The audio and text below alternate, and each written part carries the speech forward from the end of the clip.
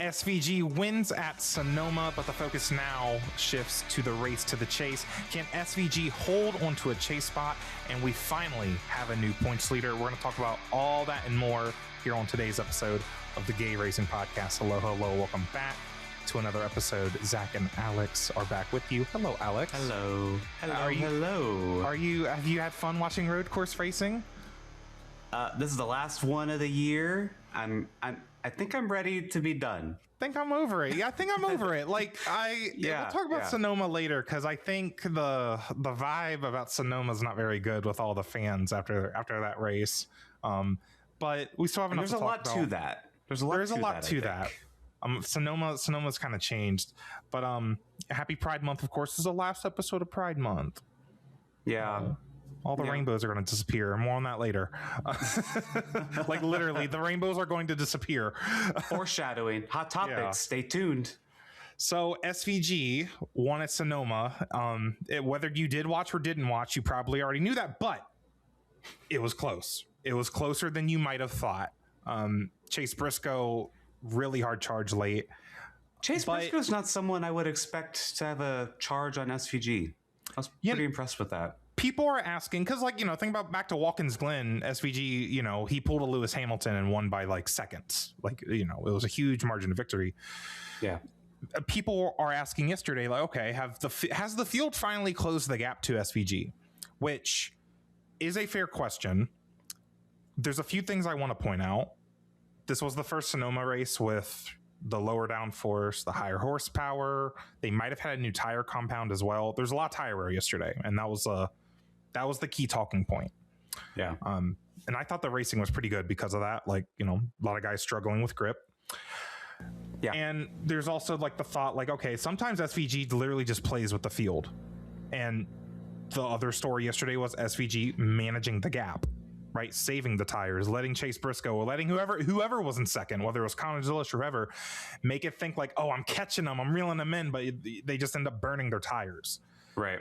I don't think anyone really knows. I think SVG is the only one who really knows what happened yesterday. Did Chase Briscoe really give him a challenge, or was he just kind of touring with them a little bit?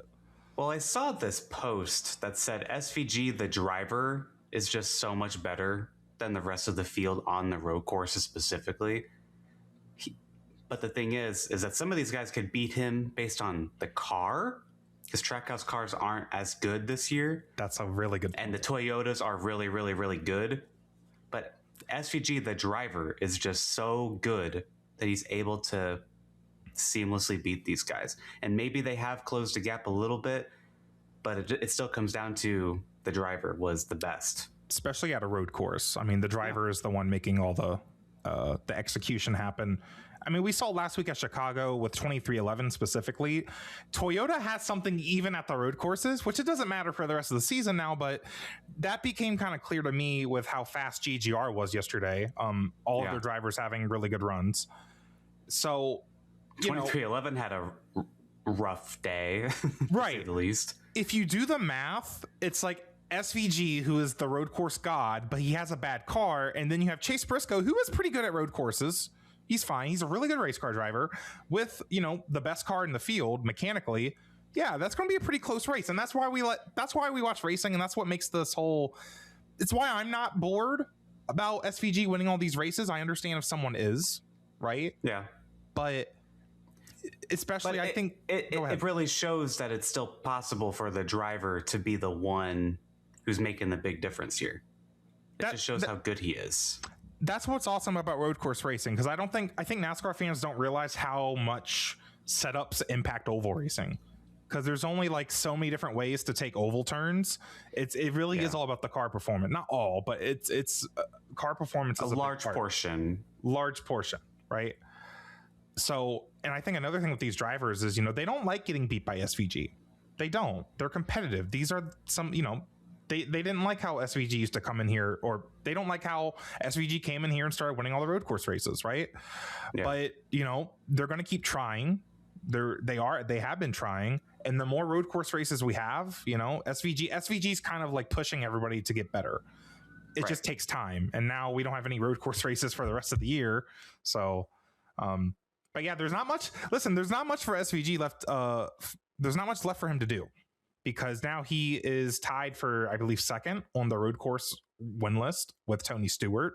One more win, and he's tied with Jeff Gordon for most road course wins all time. Unfortunately, he has to wait until next year at most likely Coda. So it kind of sucks. He has to wait like 9 months to finally break that record. If only he won San Diego, but that didn't happen. Yeah, it's too bad we don't have a race in the Chase this year. I understand why the Roval's gone. I could have handled it one more year. It'll be nice having Watkins Glen in the Chase next year, so there is another road course later in the season still. But very weird how Sonoma's the last road course. It used to be the first. In fact, let's talk about that now before we talk about like other things in the race, because a lot of people are not feeling very strong about Sonoma right now. I mean, I saw tweets yesterday saying like Sonoma might need to get taken off the schedule, and I think that's a little dramatic. That's a little dramatic because, one, there's only so many races we have on the West Coast, especially in California. And I think they care more about the Southern California market, but still, like, it's on the West Coast. I think people have argued there's better road courses even on the West Coast. Like, I guess they're referencing Laguna Seca or maybe even Portland. Right. Sure. But I feel like Sonoma is such a mainstay. Yes. That if they left, it'd be weird. I feel like you got to have Sonoma, Watkins Glen there. They're like, the OGs. They're grandfathered in. You can't get rid of them. I do think the car is the number one culprit for why Sonoma's kind of like whatever right now. But it also was never really like a barn burner of a track either. It's always been a strategy race. We've talked about this before. You can't just have a barn burner every single week. Like, not every race, especially road course, is going to be like a San Diego where there's something happening all the time.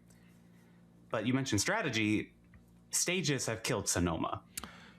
In a way, yes. Because the one guy who I think could have beat SVG yesterday, Ty Gibbs, they decided to focus on points. They won both the stages, and then they let them what would you call it? They let everyone else flip the stage, and then they restart like 20th. Impressively, the 54 comes back and finishes third. That shows you like the speed of that 54 car yesterday, and it wasn't impossible to pass. It's still a road course. There was tire wear, but it is still Sonoma. It's a very technical track. I remember back even in 2008. It's like there's only 2 real passing zones here. It's going to be hard to pass. There's strategy, a two-stop strategy versus a 3-stop strategy. That's not a thing anymore at Sonoma, unfortunately, because the stages kind of kill all strategy. If we didn't have stages, I think we see a more compelling, interesting race, right? Definitely. I think same can be said for Watkins Glen, too. Yeah, honestly. I think another thing that really kills Sonoma that I just realized before we recorded, when we used to go to Sonoma back 10 years ago, even, it was the first road course of the season. And it was like, it was so different from the whole rest of the season. It was cool. It was like, first road course race. This is cool. And, back then we had there's road course ringers here. Or it's like, Marcus Ambrose and Juan Pablo Montoya, maybe they'll win this weekend, right? Right. It was cool. It was something different. It was, no matter how monotonous, because I think Pocono and Michigan used to be before Sonoma. 2 very, boring races, right? Traditionally. I hated when they were in June and late July, early August. It's like, we were just here. What are we doing? Poor NASCAR on TNT. Like, they did not get like a good schedule back then. But like Sonoma used to be like something different. But now, especially the last 2 years, it's followed the Chicago street course, a really big, huge event. And then it followed NASCAR at San Diego, a really big, huge event. Both of them, their own street courses. It makes Sonoma look like a really like boring race because it is relatively. It's not a big event. It's just another race, and it's at a road course that's not a barn burner. And it's not as special anymore because we've had more road courses over the years. We have Coda really early in the year. What if I saw this post? I saw this post that said Sonoma couldn't run while it's green in the spring because all the parking and the campground would be like flooded, I guess. Because it had a green Sonoma, it had to have rained recently. Right? Science lesson with Alex? But what if Coda was a little bit later in the year? Sonoma was where Coda's currently at. Green Sonoma, start off the year, first road course of the year again. Because then it would feel special. Vibes. Like it could ride. It's a track that kind of needs to ride that early season like momentum. Yeah. And while Fox would put an abysmal coverage on of it, it is what it is. But the vibes. Because Coda's been a pretty good race the last few years. I feel like Coda could afford to be anywhere at once. Anywhere at once, right? I think early Sonoma would be good, not even just for the green stuff. I think the green, like, I agree. I would love green Sonoma. Yeah. That sounds so stupid to say. It's like, I want this racetrack, but I want it to be green. No, like, it'd be so different. It'd be like a whole different track. It would really make it feel special because what it really cannot do anymore is follow the street courses or the big street course events. It's killing it. And that's the problem right now is that where else are the street races going to go? Because they want to do those around some sort of holiday, whether it's 4th of July or Father's Day. Yeah. It's going to be rough until something gets figured out with that, right? Yeah. The summer is just packed for road courses. It feels like. I mean, Watkins Glen going to the Chase will help. You know, the road courses spread the road courses out a little bit, but until Sonoma can kind of get its own like identity back as like a special road course race, it's going to be rough. Doing that would do it. It honestly would. Like, I think Sonoma as the third or fourth race in the year, it's like, because Coda already kind of has that vibe of like, oh, it's cool. This is cool. It's different. It's a road course race. But it doesn't have that vibe anymore. In fact, people get kind of fatigued with road racing at this time of the year because we just had one. Mm-hmm. We just had one in San Diego. So that definitely doesn't help. Yeah. No, I think something like that would help. I don't know if they would actually move it. It sounds like the reason they have never tried that is because of the weather stuff with the parking. But they moved Watkins Glen fine. I mean, and Watkins Glen had all the same issues. I mean, they should try. Let's try it one year and then we can revert it the next year. Yeah. Why not? Right. Because then everyone on Twitter that's saying they want Green Sonoma, we're going to go, right? Just like how they're going to Chicagoland next week. Just like how they're going to Chicagoland? Yeah. Yeah, we're going to go to Green Sonoma, right? Let's go back to the race, though. I want to talk about Connor Zilisch because, I texted you, when stage 3 was starting, I was really excited about Connor Zilisch. We're finally going to get that SVG versus Connor Zilisch battle. It's going to be awesome. Connor made it to Funky Town. He didn't have like a major issue. Yeah. Unfortunately, not even unfortunately, like I see it as a little bit disappointing, but I think, once you take a step back, Connor Zilisch, he gets his best career finish, 7th, and it's his first career top 10. That's a win, right?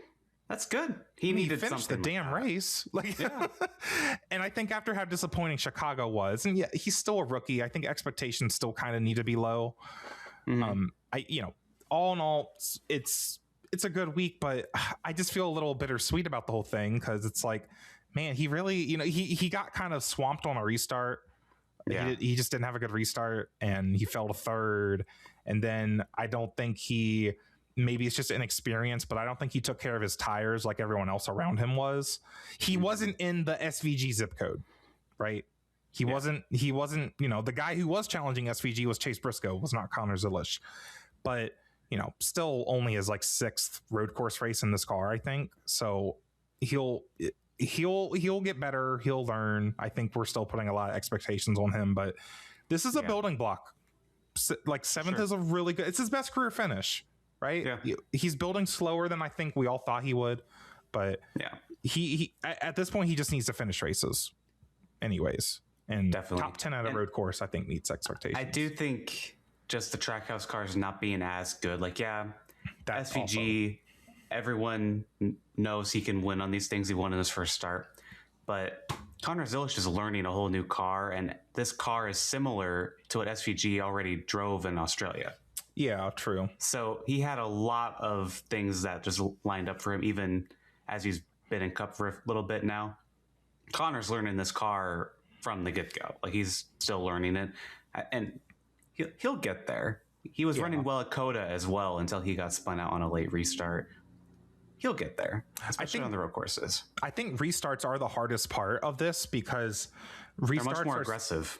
I mean, it's the Cup. This is the Cup Series. Like, if you leave the door open in the Cup Series on a restart, it's gonna get taken, right? That's just how it is. And I think it's something every driver just kind of has to learn. I felt it on iRacing before. Anytime I catch myself in like a really highly rated lobby, I'm just like, these guys are insane. Like, I just can't keep up with the aggression. So it's just something Connor's gonna have to learn as he goes through his career. But he has time. It's still his rookie year. It's unfortunate there's no more road course races, but it's also, I think, good in a way, because I think people put a lot of expectations on him when it comes to the road course races. So now he gets to just focus on ovals. He gets to start going back to some tracks for the second time. Like, that will be really helpful for him, of course. Definitely. But yeah. So some other people had some issues. Tyler Reddick had mechanical problems. And 2311 in general, I mentioned earlier, 35 was off track at a point. 23 was off at a point. Quite the swing from San Diego. But. Right.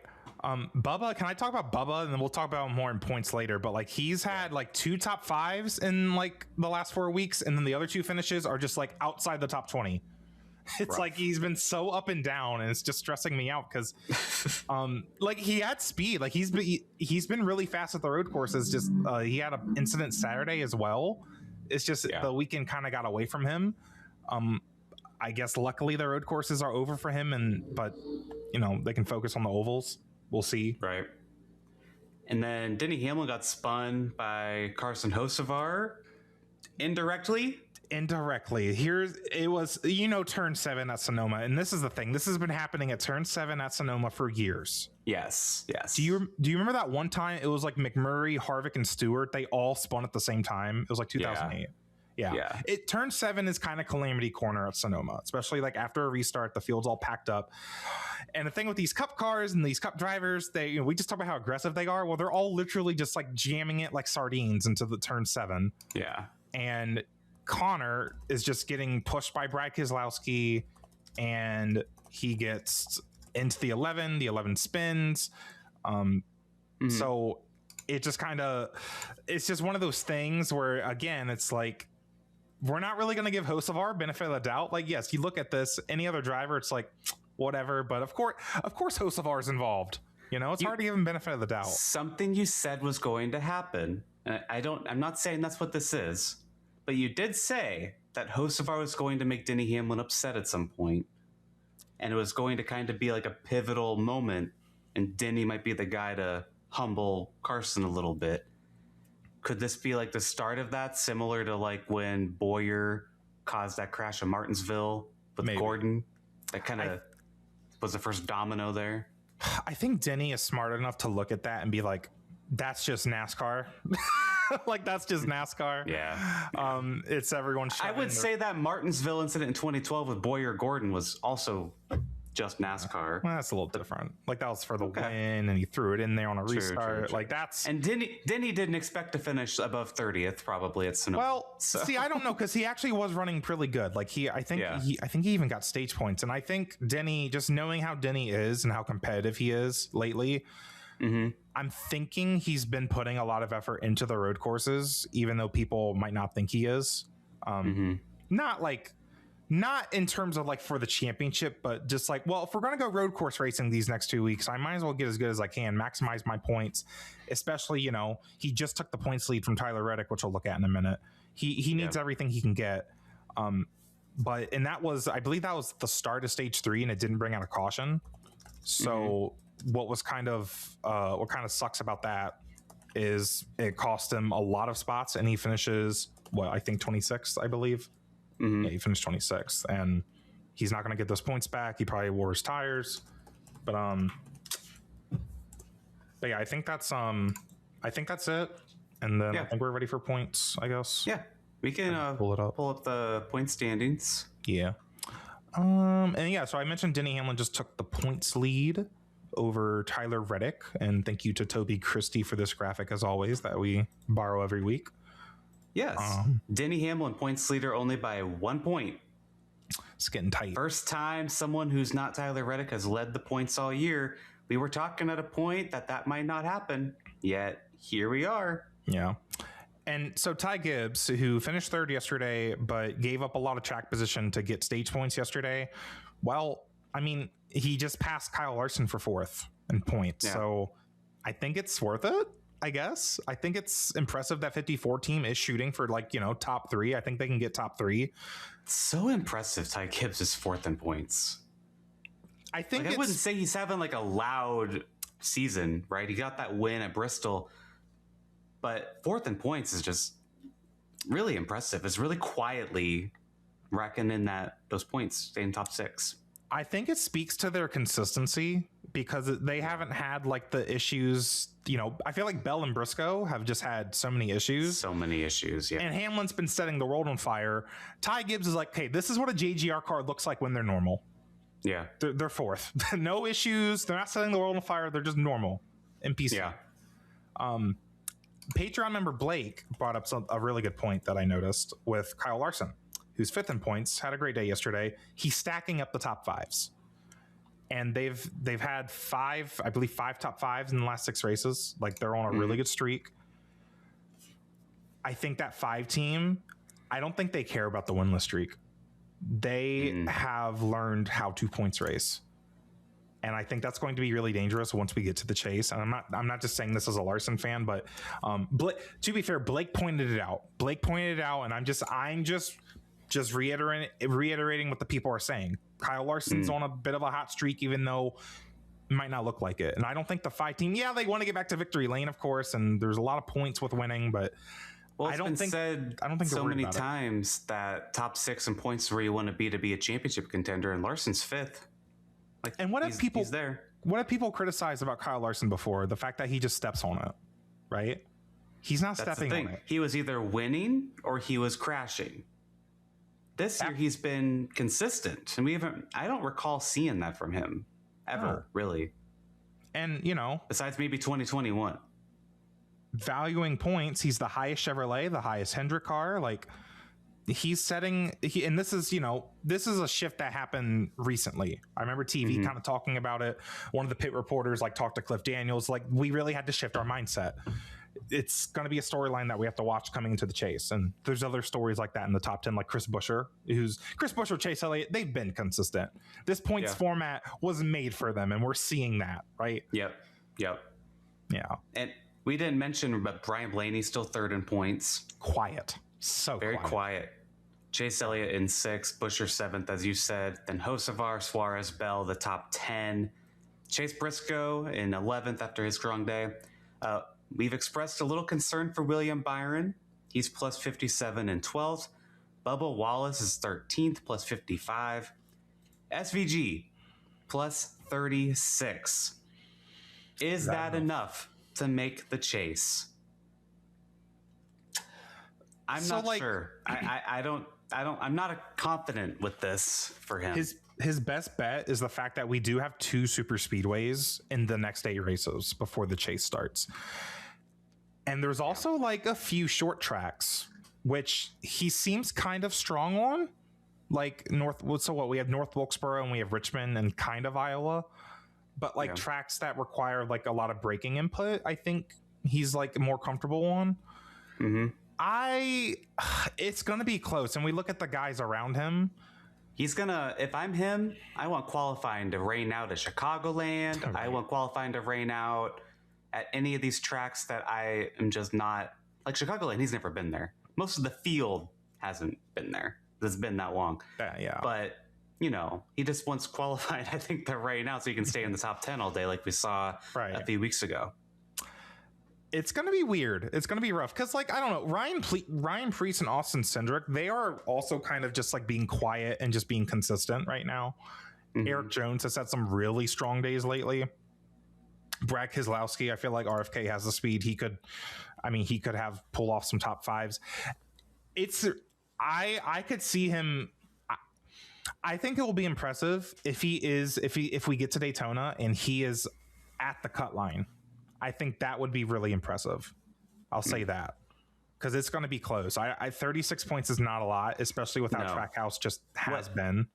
What SVG cannot afford is to run in the 30s, which is what he was doing about a year and a half ago. Right. And he hasn't really done that. But if he does that once or twice, it's over. Yeah. But you're right. The super speedways could ultimately save him. The good thing is he is the number one Trackhouse car. Like, you know, Ross Chastain, he's 45 out, but I think Trackhouse, they're going to not put everything into getting SVG in, but I mean, there's more than just the 4 road course races we've had. He's gathered enough points to be above the cut line at this point after only winning 2 of the road course races. Like, we've talked about how successful he's been at the ovals this year. It's possible. And, you know, especially, again, the guys around him, like, do you think Joey Logano is really going to make a charge? Joey Logano finished 21st, man. 24th. He's forgettable right now. It's an even year. Where is he? He's the worst Penske car. Like, he's getting outdone by Austin Cindric, dude. When I look on the right side, Eric Jones has been consistent. He finished in the 20s at Sonoma. I really look at Brad Keselowski as being the guy who's outside right now to make it back in. Because he had a few rough weeks, like of DNFs. Keselowski's only minus 25. Yeah, because he got wrecked at Nashville, and then I think he got involved in the poke. Brad's had a lot of bad luck. I think SVG might be worried about Brad a little bit, right? Yeah, and again, Ryan Preece, like the RFK cars are pretty strong. Well, and when you look at this, let's just go through it. It's Eric Jones 17th minus 12, Keselowski minus 25, Allmendinger minus 26, Logano minus 31. Then it's McDowell minus 32, Chastain minus 45, and then it's a big gap after that. When you look at it, it's Brad. Unless Logano surges and gets like a win, which could happen. And it could. I think a win would put him in the chase at that point. It's just we don't have that format anymore where they can't put all of their money on one race. So it's like they're spreading themselves out maybe on the 22 car. I don't know. It's really weird. The good news is we have a lot of short tracks kind of coming up with North Wilkesboro, Richmond, Iowa. Logano won North Wilkesboro not that long ago. Right. And that's the strongest track type for Logano and, you know, Penske in general. That's got to be their saving grace. Like, they got to pull off some top 5s there for points, right? Yeah. And shout out AJ Allmendinger, by the way, who had a pretty good day yesterday. They're, you know, it's been said colleagues going this year without the Chevy support since they're kind of committed to Dodge right now, and the potential Cup program. AJ Allmendinger is doing a lot with not a lot, you know, like to be in front of a 3-time championship team in points. Like that's, and he's kind of a dark horse to make the chase. You know, I keep saying that every week. I just spin the wheel and pick one guy that's under 20. Like, he might make the chase. He ain't gonna make the chase.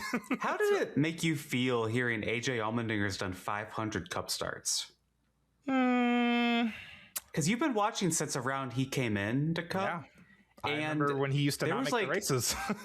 There was a long period where he wasn't even in Cup. So, I mean, 500 races for him is really crazy to me. That is crazy. I mean, he's Unk. And he was the rookie not long ago, I feel like, back in our day. You're right. He has had a lot of stints where he just wasn't in the car full time. I just realized, like, there's so many random years for various reasons. But so AJ had a really good weekend at the road courses. He got stages. He got a lot of stage points. He only finished 16th. I'm not really sure what happened to him. But the ovals are going to be challenging, though. Like, without something I did notice that I'll highlight. He won't make the chase, but Alex Bowman's up to 29th in points. I don't know how long he's been there, but he's getting up there a little bit. It's going to be hard to get past 27th, I think, for him. But he's moving. We haven't talked about him in a while. It's kind of sad. It's like, it's hard to find a lot of speculation on the future of that ride. Because, you know, especially with I mean, I've talked about it a lot. Anytime we talk about O'Reilly, it's like if you're going to develop a driver, you might as well throw them into the Cup car as soon as possible, whether that's Corey Day, Raja Carruth, whatever Hendrick wants to do. But that's more of a silly season conversation we'll have later. But hey, he's in front of Noah Gragson, right? And he missed some races. So going back to what we talked about last week with Gragson, right. So before we wrap up this segment, SVG, does he make the chase in your opinion right now? Plus 36 with 8 races to go. No. I'm saying no. Because every time I think SVG is going to do something in regards to the championship or the chase, he doesn't. Like, he didn't advance to the playoffs. He didn't even win San Diego. Like, he needed to win San Diego. He needed to win San Diego. And everyone kind of just wrote that in, understandably so. And it didn't happen. If qualifying gets rained out a couple of times and he runs top 10 like he was at the 600 and a few other races, maybe. I mean, Atlanta could be a big deal. Like Atlanta and Daytona as well. He finished 6th at Atlanta earlier this year. So, and that is honestly where Trackhouse looks strongest besides the road courses, I guess. But it's a super speedway. Like it's hard to like quantify that. Right. I don't know. I think it will be a lot more clear after Atlanta, honestly. But he's got like Brad Keselowski is the strongest guy outside of the cut, and Eric Jones. Like Eric Jones has been really using that Toyota momentum and like going forward with it. He had a little bit of a rough day yesterday. He lost 3 spots in the points, but it's all still really close. Yeah. Right. But it's gonna be fun to watch. Yeah. All right. So let's move into hot topics. Woo, woo, woo. What's today's hot topic? Woke is dead. Pride Month is over, y'all. Pride Month is over. Pack it up. You see that beautiful rainbow behind Alex? The video watchers, the Ryan Blaney rainbow PPG car. It's great. It's been a crime that Ryan Blaney hasn't been the one driving that car. But hey, Josh Berry was in it last year at the Brick Garden. Austin Cindric is going to run the car this weekend, PPG car. And I think Austin Cindric has done a very good job representing the rainbow. We're professional rainbow people, so professional opinion. Unfortunately, Woke is dead, and the PPG car will have an American flag on the side of it this weekend. Yay! What has happened? What happened? This is the world we live in, Alex. Pride Month is over. The first race after Pride Month, the rainbow is gone and it's replaced with an American flag. We're ripping the rainbow off and we're putting the American flag on there. It's the same paint scheme, but it's an American flag instead. It's meant to look like paint too. And I'm like, bro, really? The one time, because we don't even get the PPG car in NASCAR much anymore. Oh. And you know what? We do get it in IndyCar, right? Oh, and Joseph is running PPG this weekend, so all is saved, right? They are doing a throwback livery, which is pretty cool. Yeah, but there's no rainbow on it. It's the Bobby Unser car, which I believe it was one of his Indy 500 wins. Yeah, cool. It is cool. Like Team Penske, I was wondering what Team Penske was going to do for their throwback, but to do it at Mid Ohio. You're going to do a throwback throwback scheme and have Joseph Newgarden do it while his foot's broken at Mid Ohio. You're not going to do it in Milwaukee, one of the oldest ovals in America? This livery looks just like Ryan Blaney's Dent Wizard scheme. Was Dent Wizard not available? Does the Wizard not know what IndyCar is? He might not. They just slap PPG on the side of the car. It's not even the same shade of blue. It's kind of ugly. It's not. It's my least favorite throwback. It's literally the Dent Wizard colors. Like it even has the yellow that the Dent Wizard car has. Which I'm fine with them. And I don't know. Joseph doesn't really have a lot of blue sponsors because this is just a sponsorship industry. I get it. Yeah. I just don't like. It's cool that PPG was willing to do it despite the blue not being the same. Right. We saw that a lot with Darlington Throwback Weekend. Yeah, Blaney had one where the yellow wasn't the same, and it was kind of weird. So it's cool. PPG was cool with it, but still. I just wish they were running this at Milwaukee. It's just because Joseph could win in it, and I think we should care about that. Like if you're gonna run a throwback scheme, do it at a special place, especially like NASCAR. You went away from doing it at Darlington. Well, make it a big deal and make it to where it's like they could win in it, right? I kind of like that IndyCar doesn't have a dedicated throwback weekend, and we're just kind of getting these throwbacks sporadically. I love that because NASCAR is kind of doing that now too. I forgot what team it was, but some team, like Raja Caruth ran like the Navy throwback at San Diego. Oh yeah. Saw it. That was cool, right? Yeah. It fit the moment. And I think IMSA, they tried a throwback weekend, but it's kind of dumb. It didn't get a lot of participation because I think teams rather just do it when it's special to them. And I'm kind of on that train now because there are NASCAR teams still doing throwbacks, and I'm pretty sure like we might see some Kyle Busch throwbacks in the coming months for certain events too. So I think that's it though with all hot topics. I mean, there's rumors floating around that Dodge is coming back next year, but we'll talk about when that's actually confirmed. Because that's kind of been assumed for a while. It's a year earlier, essentially, what the rumor is. I am excited about it. Don't get me wrong. Like, it will be cool, especially for a colleague, because I think they could actually do something. They're a capable team. But so time for fantasy. Yeah, fantasy. You picked SVG and you won. Who could have saw that coming? I did. It was a bold pick. I got to thank all my fans and the sponsors. So Chicagoland, first time we're going there since 2019.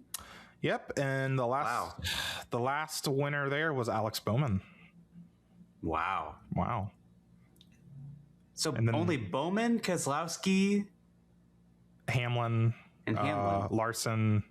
Are you saying they've ran at Chicago before? Yeah, or maybe even one. Like, there's not many who have actually run Chicagoland, which is crazy. Yeah, it is. It's very similar. If you're unaware, if you're a newer NASCAR fan, it's similar to Kansas, but Chicagoland is a much older surface. Kansas, they repaved in the mid 2010s. Chicagoland has not been repaved. This thing is really old surface and hasn't been touched since before COVID. Yeah. So it's going to be very, very interesting. The teardown was kind of downplaying that there would be tire wear because of what the drivers were saying. So we'll just have to see this weekend. Okay. I think they might have done a tire test and they might have went too conservative with what tire they're going for. But we'll see. Either way, I mean, intermediates aren't really about the tire wear anyways. I still think this is going to be a really good race with this car because the way the surface is worn out, that should let them be able to go anywhere they want. It has banking, so it's not going to be like a short track or a road course. I think this car really excels in that kind of environment, so it should be a good race. I mean, listen, the horrible downforce package that we had in 2019, it only put on 2 good races in its whole lifetime, and one of those races was at Chicagoland, that last race. Yeah. It was a really good race between Kyle Larson and Alex Bowman. So it can't. We're gonna get a good show with the worn out surface. It's gonna be better than the average mile and a half. Or it will be chaotic because I know there's some bumps at Chicagoland, and if the teams aren't prepared for it, they might spin out or wreck. I listened to a Special Dale Jr. download episode, and he had SVG and Connor Zilisch on. Yeah. And Dale was like, there's a bump at Chicagoland where it feels like you drove off a flight of stairs and you fall and land back down on the stairs. I'm just like, whoa, that's crazy. Yeah. Like, I understood what he was saying. Like, that's an aggressive bump then. But you gotta watch it. So that's going to be tricky this weekend. They have practice Friday. Like, it's going to be like a normal, like, traditional weekend. And cool. I think combining that with the 4th of July vibes, I think we'll have a really good weekend of racing. Like, the O'Reilly race Saturday is going to be really good, right? Like, on the old Chicagoland surface, like, that's got to be a must watch. But I would say cherish it because there are rumored Chicago street courses coming back next year. This might be a one and done little return. You guys better be there because everyone on Twitter is going to be there. So. It's like I'm weird. Like, I'd rather have Chicago street course, but like I also love this track. Yeah. Like, I wish we could have both, but it just kind of seems unlikely. I wonder how many people, if there are any, who discovered NASCAR or started following NASCAR through the street course who are going to this. If there are any, if that's you, let us know. But I'm curious. Especially, I don't know, because it's like you can't just walk and take a train to it. That's the thing. You have to make it's in the way out in the suburbs, like distant suburbs. Maybe they should make that. Maybe they should put Chicagoland in the chase, like they used to be. They used to start them, right. And then like, you go to the street race. Oh, see us at the Oval in a few months, down the road or whatever. Yeah. Then they could promote it at the track. Exactly. But yeah, let's make our picks for NASCAR Chicagoland. Alex has 16 points after winning with SVG, and I have 14 points, so I'm 2 points behind. I'm going to pick Denny Hamlin because his average finish at intermediate tracks is 2. He has an average finish of 2nd at intermediate tracks this year. So I think I'm going to pick him. I'm going to pick him.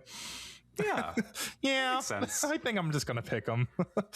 I think Tyler Reddick's going to turn it around. He's had a rough couple weeks. Not even like his fault, either of them. His tire went out at San Diego. That just happens. Has an issue at Sonoma. Tyler Reddick. It's going to make a fun points battle here. Exactly. That would be kind of cool if they have a good battle for the win. And it feels like our first. I know we just had a bunch of like normal. I know we had a bunch of intermediates before San Diego, but like this feels like our first normal race in a while because it is, relatively. Pocono's not normal. So this is our first normal race in a while. Yeah. Kind of fun. I'm excited for it. Yeah. So IndyCar at Mid-Ohio is also happening. Mid is right. You get to go first. It is 13-12. You have caught me. Good job. I'll let you go. You get to go first. I have a pick though with a story. Okay. You're looking at me weird. Well, like the thing is, I am looking at you weird. I'm just gonna pick Alex Palou because if I didn't pick him, he would win.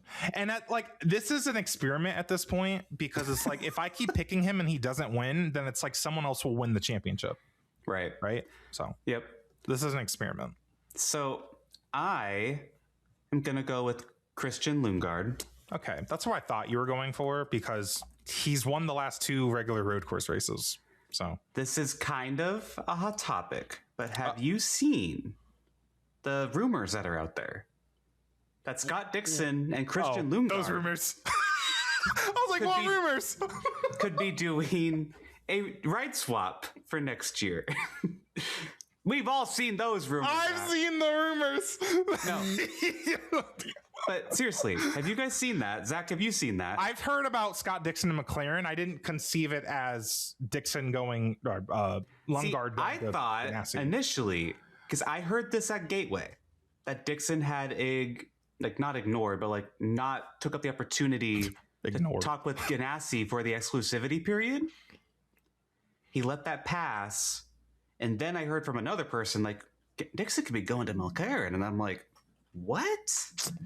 I heard it had something to do with Le Mans. Like he wants to go to Le Mans with them. Okay. I heard it's a package deal.